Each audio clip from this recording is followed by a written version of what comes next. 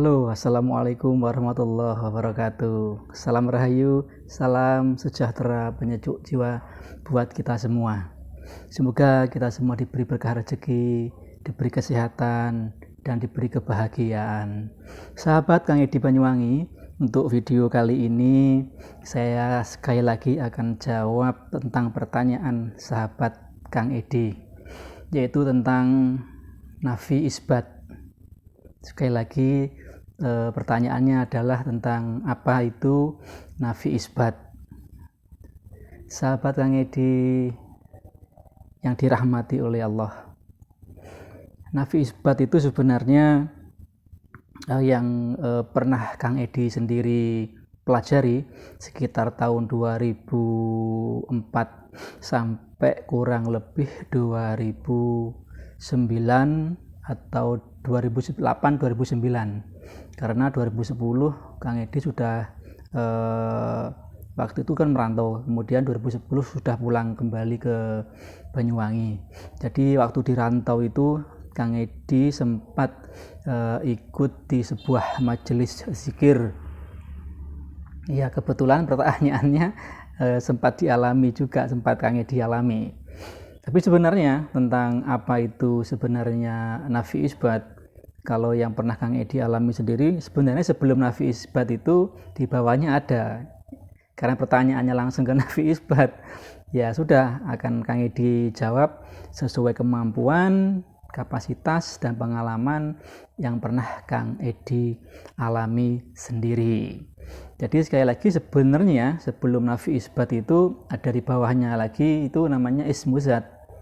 Ya, karena sekali lagi pertanyaannya langsung ke nafi isbat, akan Kang Edi sedikit jelaskan, akan Kang Edi sedikit uraikan sesuai kemampuan dan kapasitas serta pengalaman Kang Edi.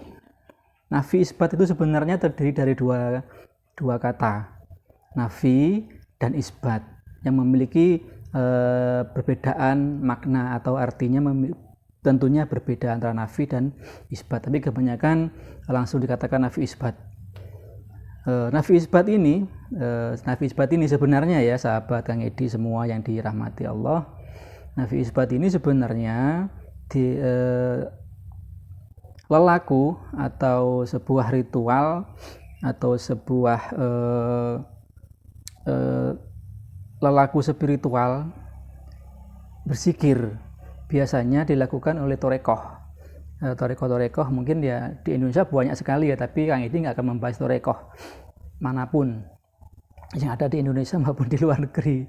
Jadi sebenarnya itu lelaku yang dilakukan oleh pelaku torekoh, karena lelakunya adalah zikir nafi isbat. Kalau udah nafi isbat itu dia melakukan zikir, pola zikir. Nah, nafi sendiri itu meniadakan dalam artian menghilangkan, tiada yang menghilangkan, mengosongkan, tidak lagi menganggap ada, seperti itu. Jadi nafi itu menafikan, meniadakan, mengosongkan, menghilangkan.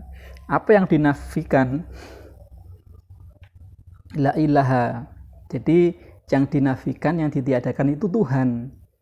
Karena kalau kita udah menyebut kalimat Tuhan itu berarti sesuatu yang mawujud. Dan kan ada kalimat la mawujud bihaqi ilallah. Jadi dinafikan itu adalah ketuhanan, wujud ketuhanan yang ada di dalam diri kita.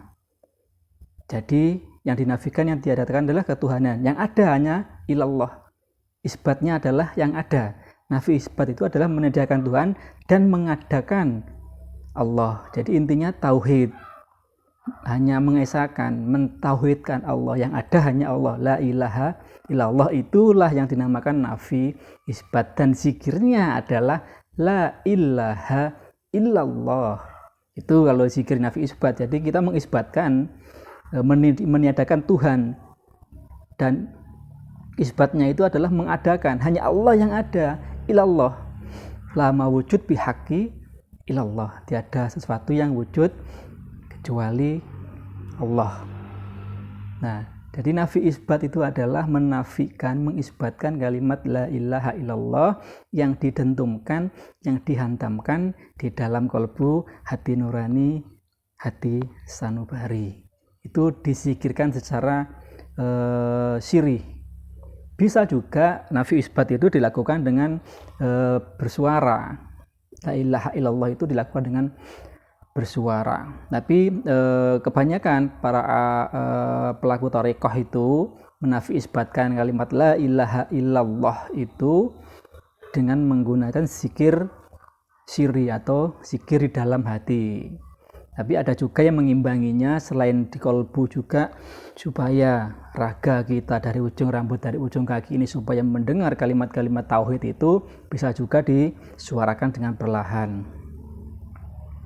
Mau perlahan sebenarnya, mau sirri sebenarnya, mau bersuara keras sebenarnya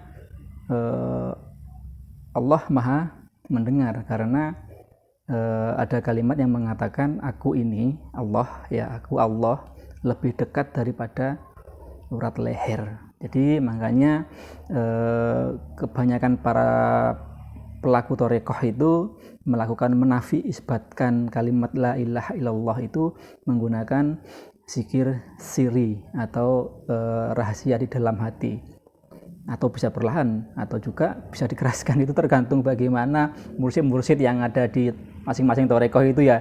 Jadi di sini kapasitas Kang Edi cuma menjawab pertanyaan nafi isbat itu apa, Kang Edi? Nafi itu meniadakan Tuhan selain ilallah, isbatnya adalah ilallah.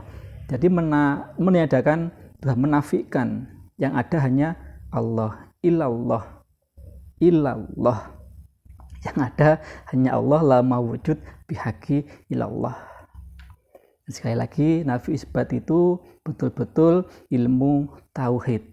Nah, di bawahnya nafi isbat itu kan ada ismu zat gitu loh. Kalau nafi isbat kita betul-betul bertauhid secara total.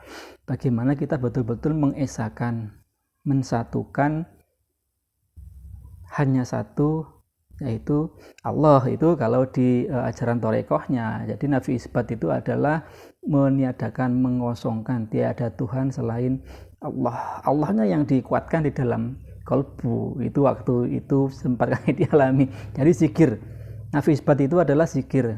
Kalau di entah kalau yang di tempat yang lain, yang jelas Kang Edi itu pernah mempelajari itu aja, ismu zat sama nafi isbat itu aja. Nafi isbatnya itu la ilaha illallah.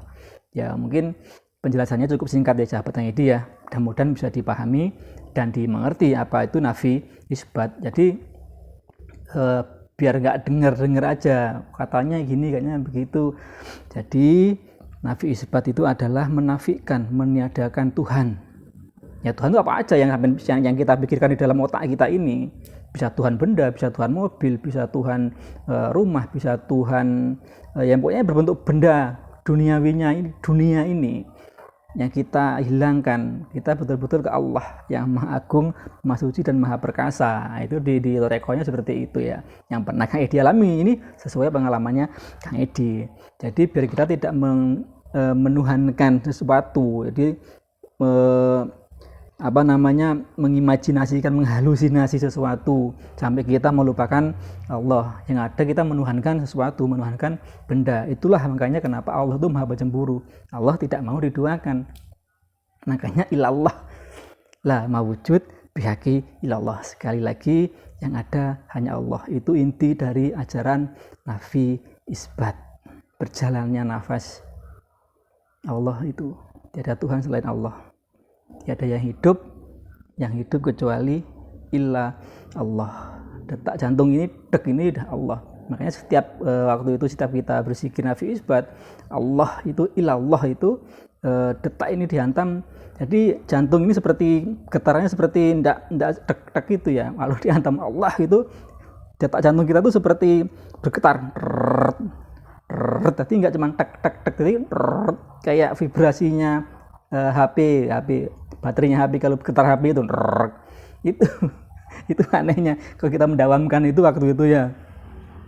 Jadi saat kita nisbatkan Allah dalam hati itu, jadi getaran jantung ini detaknya nggak hanya tek seperti jam dinding, tidak, seperti baterai HP yang bergetar itu. Dan itu efeknya dari ujung rambut ujung kaki itu peredaran darah semuanya menyebut Allah. La ilaha illallah Muhammad Rasulullah.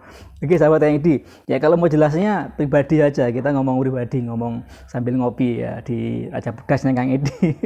Karena ini sebenarnya sesuatu yang rahasia karena berhubungan dengan torekoh yang lainnya mungkin, dan memang ajaran ini harus memang ketemu mursyidnya, ketemu ahlinya gitu loh. Jadi sekali lagi Kang Edi hanya menjelaskan nafi isbat itu meniadakan Tuhan, hanya yang ada itu Allah. Sekali lagi betul-betul kita bertauhid satu manunggal, hanya Allah la mawujud bihaqi ilallah, la ilaha illallah Muhammad Rasulullah. Mudah-mudahan jawaban singkat ini manfaat. Kalau memang masih penasaran, monggo mari kita ngobrol santai di tempatnya Kang Edi, Raja Pedas, Muncar, Banyuwangi. Kita sering-sering kita belajar bareng-bareng. Banyak yang harus kita bahas tentang keilmuan Islami ini. Secara tasawuf juga harus kita amalkan. Kalau memang jenengan punya pengalaman-pengalaman, kita sharing bersama-sama. Sekali lagi kurang lebihnya Kang Edi mohon maaf. Mudah-mudahan jawaban ini bisa bermanfaat dan bisa menjadi sebuah